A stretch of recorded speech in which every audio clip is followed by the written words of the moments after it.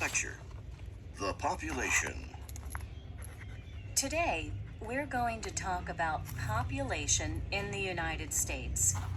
According to the most recent government census, in 2010, the population is almost 309 million people, an increase of about 27 million people since the 2000 census. A population of close to 309 million makes the United States the third most populous country in the whole world. Now, as you probably know, the People's Republic of China is the most populous country in the world. Do you know which is the second most populous? If you thought India, you were right. The fourth, fifth, and sixth most populous countries are Indonesia, Brazil, and Pakistan. Now, let's get back to the United States and look at the U.S. population in three different ways. The first way is by race and origin. Here, we're talking about the percentages of whites, blacks, and so on, and from the parts of the world that they or their ancestors came from. Second, we'll look at the population by geographical distribution. In other words, where people live. And the third way is by the age and gender of the population.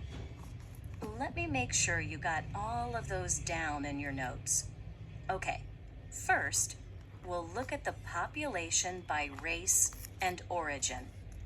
Second, by geographical distribution. And last, by age and gender. First of all, let's take a look at the population by race and origin. The 2010 U.S. Census reports that 72.4% of the population is white, whereas 12.6% is black. About 4.8% are of Asian origin. Native Hawaiians and other Pacific Islanders comprise 0.2%, and Native Americans are 0.9%. 2.9% of the population is a mixture of two or more races, and 6.2% report themselves as of some other race. Let's make sure your figures are right. White, 72.4%. Black, 12.6%. Asian, 4.8%. Native Hawaiian and other Pacific Islanders, 0.2%. Native American, 0.9%. A mixture of two or more races, 2.9%. And people who say they're of some other race, 6.2%.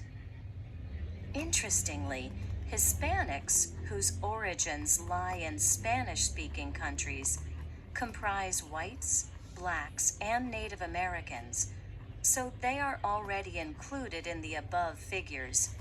However, it is important to note that Hispanics make up 16.3% of the present U.S. population. Now, another way of looking at the population is by geographical distribution.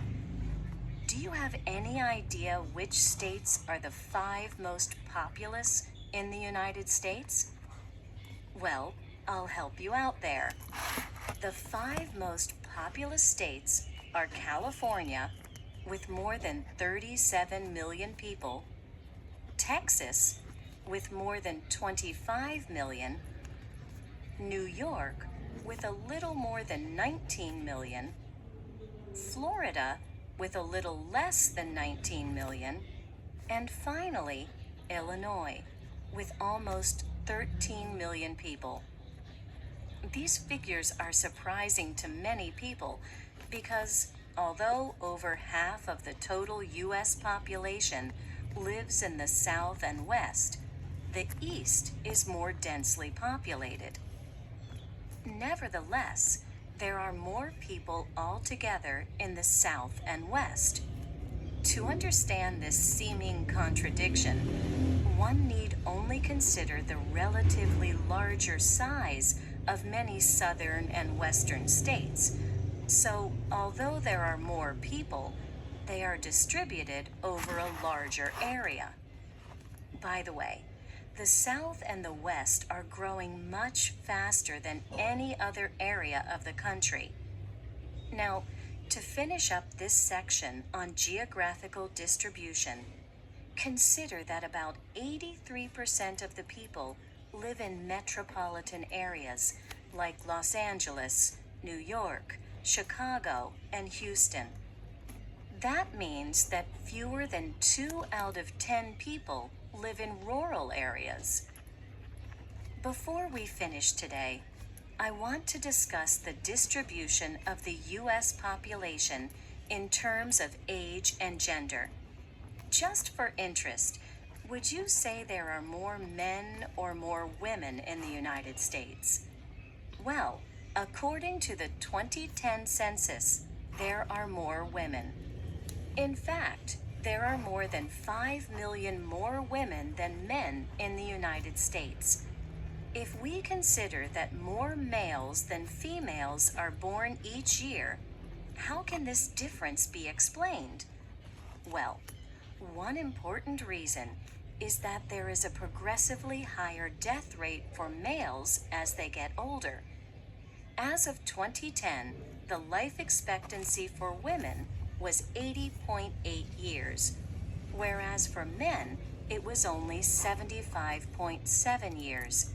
In fact, statistically, women generally live longer than men worldwide. A 2011 estimate of the average life expectancy worldwide for the total population is about 69 for females and 65 for males. You don't need to take notes on this, but I thought you might be interested in the life expectancy for the total population in the other 5 most populous countries I mentioned earlier. China, about 75 years of age. India, about 67. Indonesia, about 71.